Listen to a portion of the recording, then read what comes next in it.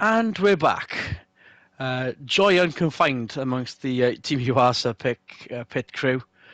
Whilst everyone else was sort of scratching their heads of what they could have done better, one of the least technical circuits, where we've got our 13th winner in, and now we just hope and pray that the streak continues with another 14th different winner.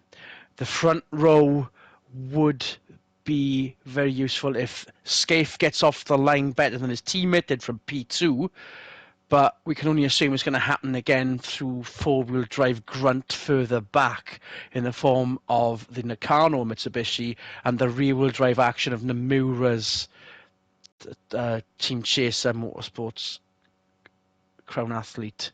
Now, Michael Swinnerton's been in the pits lately because he was obviously wanted to have a word with Anthony Ingram for what seemed to be like an inexcusable mistake at turn one with a few laps to go. What was his response there, Swinny? Oops was his first word to me. He was busy checking all the cars around him and making sure he was giving ample room and whatnot, and just missed his braking point. Quite simple, really. And despite that, well, the UAS solitary point gives the team more of an excuse to skip Bathurst and save financially, which the other teams had agreed to as part of the franchise rules. If anyone's got one of the oldest cars in the field, they're allowed to swap, and they are allowed to take a break from one race if need be. They have declared what Ford they are going to use, Swinny, and it's no surprise to the Japanese rules. But I'm surprised it isn't the front-wheel drive for them to go off and explore potentially in future. But four-wheel drive is their decision, and we might see that when they come back to Japan after Bathurst there, Swinny. Yeah, absolutely. They showed it off during the lunch break. They've essentially got a mock-up prototype car here this weekend, and it is a Ford Focus RS, and it looks very, very snazzy. So looking forward to seeing what that does, and it means an extra manufacturer represented on the grid, which is always no bad thing. No bad thing indeed. Let's see what happens now with the reverse grid. Petsonia on pole after starting 10th, finishing 10th. Will Lightning strike twice for Scaife and Honda? Unfortunately, yes, it has. But there goes Nomura. Who needs four-wheel drive when you only need two? Okay, Nakano's answered that already by going down the inside of turn one and into the lead. Well, I put my foot in it, Swinny. Your turn. Yeah, that was an incredible start from both privateers, who are now first and second, with the first manufacturer entries racing for the final podium position there. Incredible start from the two of them. Nomura got a good run off the line, and then Nakano said, "Hold my sake." And then Muto ever present in fifth. With Rustad, there's no keeping back up to these fourth. Genesis, are there? Heavyweight and in boxing terms as well. There goes Butcher on the inside of Suzuki then, so he's desperate to claim favourite status by getting as much points as possible. Scaife is down to 8th from second. This is worse than Suzuki's start from race 1. Yeah, these guys are going to have to work on some launch control methods, because what they've got right now clearly is not working. Lotterer and Winterbottom, totaling your top 10 there, with Katayama and Ingram 11th and 12th. Grass flying up. It's nice and sunny now, and we have confirmed no rain whatsoever. We're looking forward to some dry racing, no stops, as Narusai might have found an answer to the problems from race 1, already up by 4 places from the first lap. Yeah, cleared E-Day there. His next target is Fujiwara in the erstwhile Civic, which will make people sad because it will put the Civic back into 16th place. But unfortunately, I have a horrible feeling that's a bit of a foregone conclusion with the pace that Naruse is putting on for this race compared to the first one. We'll have to wait and see on that front. Nomura, meanwhile, breaking away from Nakano, but these two are sitting first and second quite comfortably. Muto is up to third. But Sonia falling back then. Those Mazdas haven't got the pace. The strategy to get P1 was just pure luck by the looks of it. Harsh to say that, especially if Rustad's going to gain a position shortly, as might Butcher, as might the two Hondas actually. Yeah, they're all there. All right in tripping over each other distance range. Just have to wait and see who slides first and who sends the dive and what the trigger point is. And it's interesting with these Mazdas because we've seen them go very, very fast so far this season. We've seen them get wins so far this season. It just seems to be they can't quite nail down a baseline setup to make the car okay everywhere. It seems to be very sort of very, very good in some areas and then absolutely abysmally poor in other areas. It just doesn't seem to quite have the stability it needs around here to go as quick as it possibly could.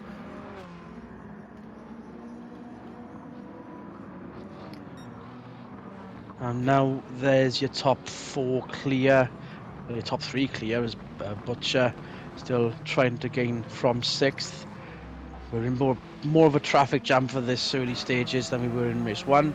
On board, Katayama.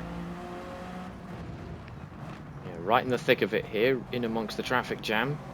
You see Lotterer take a little wide line through the hairpin there, trying to use the slight bit of banking it's got. Bit of contact there. Just parking it on the apex, making sure Winterbottom can't do anything about it. I think that Genesis is the faster car of the two so far.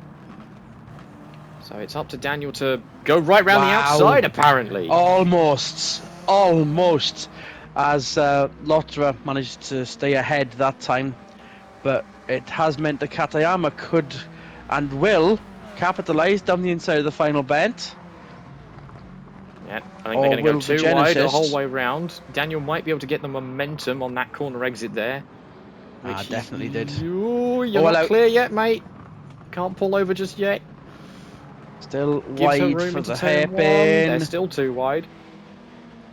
They're still going to be too wide for the inside hairpin. I think Katayama's cleared him finally. There we go. She is now in front. Only took half a lap, but she's there.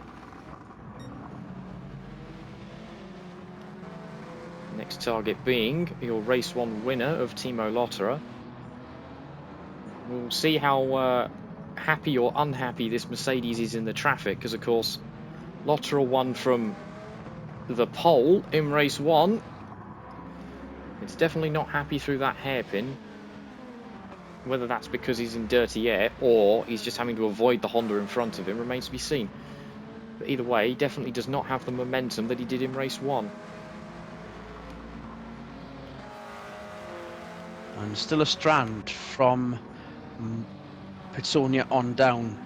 He's now being the cork for these 3 to run away.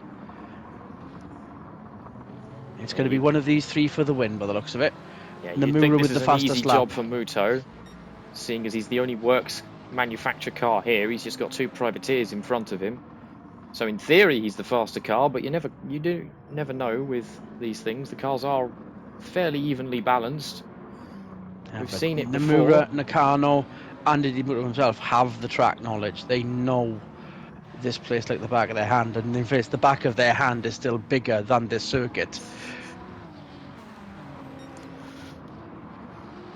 And that's saying something.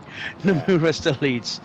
There's Nakano and Muto, and then oxygen between him, Pitsonia, and Rustad.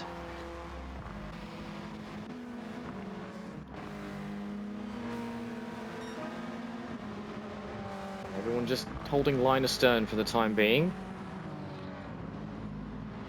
Oh, there goes Katayama. Katayama sent it on the Mercedes, makes the move stick. Very well done there.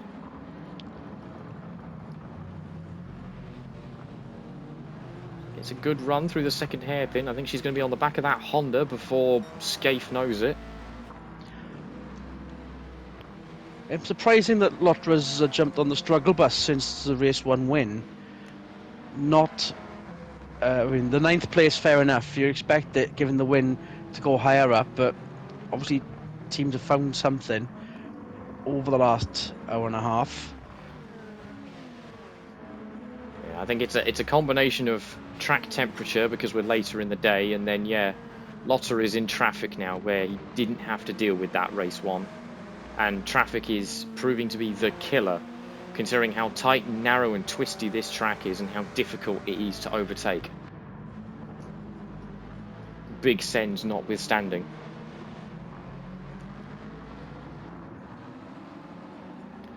Pitsonia is definitely holding up this line of cars. Bit of a gap from 12th further back then, or 13th further back.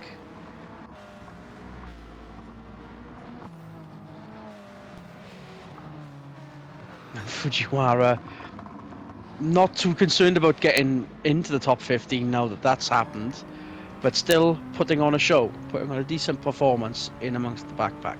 Yeah, he's in amongst the traffic this time, which is definitely an improvement on previous race results where he's been at his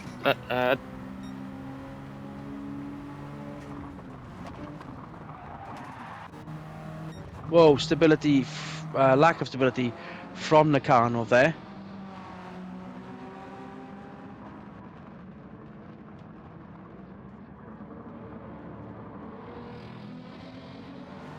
Yeah, unfortunately Muto was not able to capitalise on it. Apologies for slight technical issues then, just when his mic went down. Yes, it did. Nomura still leads. Nakano and Muto joined at the hip. Almost. Oh, there he goes. Down the inside goes Muto. Brave, daring, and dare I say it, successful. Yes, it was. Up to second. Yeah, I think he had to force the door open there. He was never going to find an opportunity. He'd sat behind him for enough laps. He knows he's got the quicker car. He knows he's got the potentially the equipment to win this race. He needs to just get on and catch that Toyota in front of him now. Which was the sort of move we were expecting to happen in race one. We didn't really see it. We saw glimpses, we saw attempts, but that was perhaps the only time we saw it being 100% successful with as little panel damage as possible. And Pitsonia still being the traffic warden.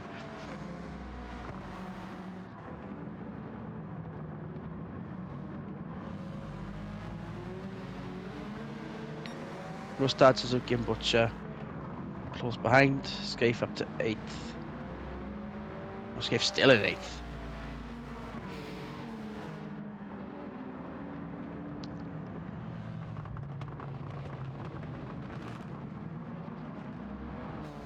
And it is fairly dormant in amongst 4th on down. Nobody really changing for position. Mazda will want to ask some questions of themselves if they're not getting the best performance out of this car around this circuit. We've seen glimpses of brilliance at other venues. Yeah, I mean, it's, as I said, I think they're chasing the baseline setup in that car, which is providing more of a challenge than they'd like right now. Although I'm surprised no one's managed to find their way past Pitsonia, but everyone's being a bit too polite, it seems. I think Muto had the right idea of just force the door open and make your own room. Rustad, a man of experience, a driver experience, you'd expect him to have the same sort of dive bombing instinct. Maybe somehow he will, no. Or maybe too far back. Well, not necessarily too far back, it's just people are clever enough to close the door before they can send it. Meanwhile, side by side for the lead. Was this on the cards? Nomura, obviously one win in. This car can win. It's got enough pedigree. Muto, this car is showing its pedigree. And Muto's will to win is just as much as Nomura's.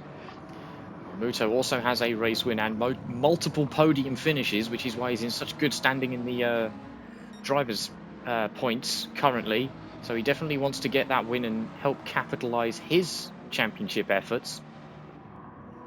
Because it's just like the World Series, we are into the second half of this season and we are going to have to start talking about championship. Though, admittedly, this one is far more open, given the very wide open amount of different race winners we've had. Because by the end of this weekend, Muto will have scaled the championship from about 3 rounds prior. 13th was Muto before rounds 5 and 6. Now into the top 3 on calculation. Winterbottom, his teammate, might be wanting to ask the questions of his team, because he's not in the top. He's not having a say in the the traffic jam that's formulating either. We can't even see. Okay, maybe we just did further back into the top 10. Daniel Winterbottom's own car, own Genesis there. Nomura still with a bit of a gap. There he is, Muto, just behind the Mercedes. there we are, yeah. As we're on board with Petsonia. This might be the action shot we all need, just in case anything further back. Here we go, here. Rustad with a look. But again, the It's door still slams weak. shut. Everybody just tripping over each other slightly. You can see a lot of cars just sort of pulling out of line and having a little look and then pulling back in line again. But once again, I don't think anyone's quite brave enough to just commit and make a send and brace for a little bit of argy-bargy contact. It's allowed Scaife to get up to 7th after that bad start. It still must do better. Takahashi Takahashi with the caboose at this train. Bit of a gap between him and Ingram. Narusai has got into the top 10, by the way. He snuck his way in. Fujiwara keeping up appearances for the final say that car's going to have before it gets put into, no doubt, some kind of museum that the franchise will no doubt have to build for that car. Car 1 of the franchise. What a fantastic send-off it's had. It has had quite the life. Nomura still leads. Muto was gaining, but that gap has grown again. He might have burnt out his tyres with all the sliding and the aggressive manoeuvres he's had to pull so far. But you never know, he might be able to mount another attack, but he is running out of laps. So if he's going to do it, he's got to catch that Toyota now and just haul that Genesis up alongside it, probably into the final hairpin. But for now, everyone just sort of holding station there. Has gone a bit back stagnant again. Suzuki has got ahead of Rustad. So Rustad's made some kind of move, but it's obviously backfired. The two Hondas, 5th and 6th now. Yeah. We'll see if Suzuki is a bit more aggressive. Potentially.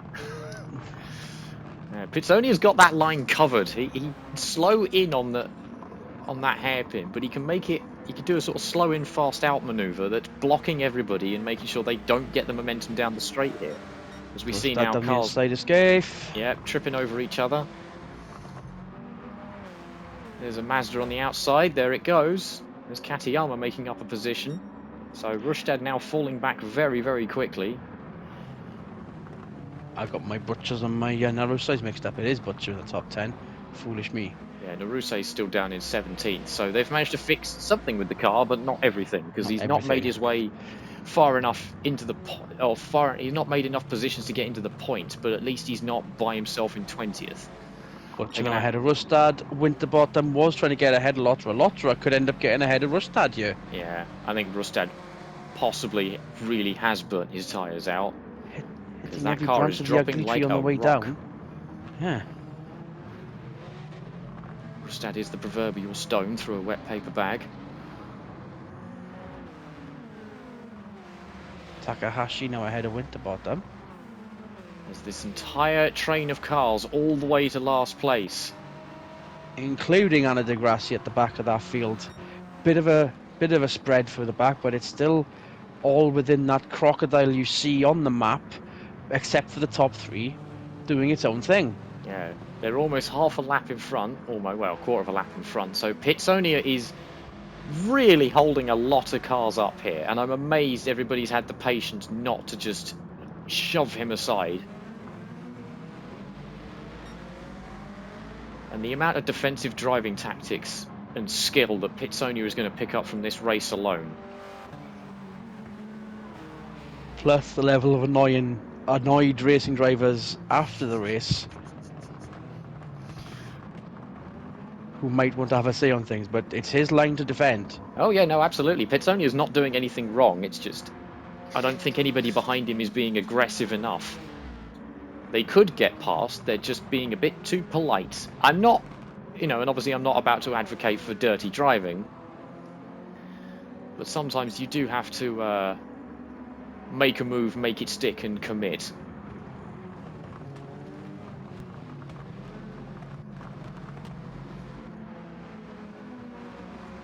So the top 4 in this train are now formation flying with a nice Mazda, Honda, Mazda pattern for Butcher's Toyota there.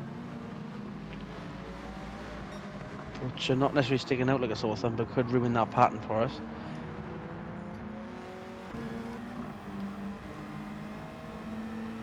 Nomura still nailed on for fastest lap as well as the race win. Yeah, that'll be maximum points for him if he can pull that off. And still not enough to unseat Petsonia from 4th.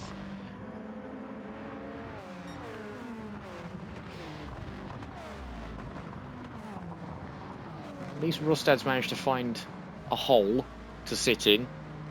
Hasn't lost a place to the Mercedes behind him. One more lap to go, so if anyone's going to make a send on that Mazda in 4th, now's the time to do it. Now is the time for Muto to be as close as possible, but I don't think it's close enough. You could see on the track map how close he gained on the map, but we're going to have to... Okay, so Scaife just gone around the outside Suzuki. Right, My turn, says the Aussie. Will Scaife get the jump on Petsonia down the inside now? It's still too far back. That's not happening. What is happening, though? Nomura with race win number 2 of the season, and the combo has been broken. Finally, as some people would hope to have seen that sooner, as the overcast begins to draw in. We've missed the rain by about half hour, I think. Petsonia, with his own personal struggles, but fighting them off bravely. Ideal for a podium finish, perhaps, but Fujiwara 16th would have been nice to see it get another point, but they've done what they needed to do this season. They don't need to do any more with that car, and good on them for using it up until this point.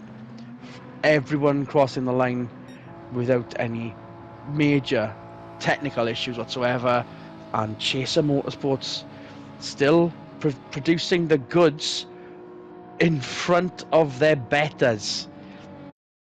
We'll have to see what sort of improvements that gives the car by the time we reach Bathurst, and fingers crossed they come up with some newer sponsors by the time we come back from Australia, perhaps. Let's see what happens.